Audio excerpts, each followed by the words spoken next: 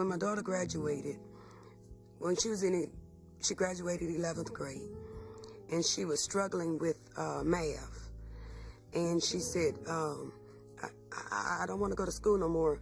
I'm failing, you know. And we kind of sat down, and I couldn't help her. And that was like, okay, you really need to do something, you know, because I couldn't help her. And so I promised her that day that I think she was in probably halfway in 11th grade. And I said, if you tough it out, I'll get you a tutor. And she was like, well, you always fussing with me about going to school, but you won't go back to school. And so we kind of made each other a bet. And then I went on a quest.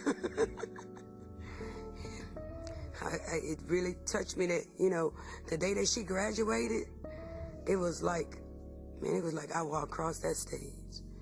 Because she did it. She's the first of 5 generations. And it was wonderful. And then I thought, I want to do that. Well, when I had my first granddaughter, and she started school, and she brought a book home, and she said, grandmother, help me read this book.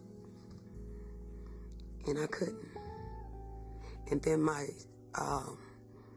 niece-in-law, she worked for Miss Pam Creighton, head adult literacy advocate, and she brought me to adult literacy advocate, and my life totally changed.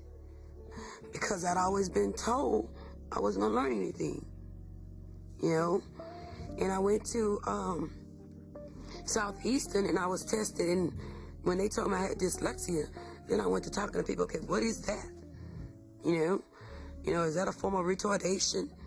Because that's the way I felt all my life. It was like I was just totally retarded.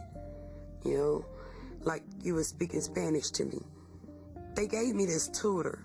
He's the best tutor in the world, Mr. Kyle Bell.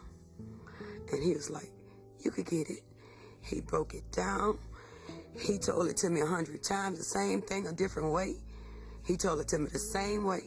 He never had a problem telling it to me again and again. I mean, it was like somebody really cared if I got it. And coming from an illiterate family, I needed that. My mom, she is wonderful, but she didn't know what it would take to get me going.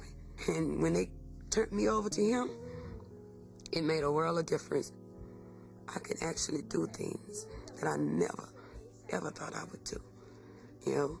And I mean, I hid for a long time that I couldn't read. Even the people that I work for now didn't know I didn't have a GED. But now, I'm learning how to read, and my goal is to be a writer.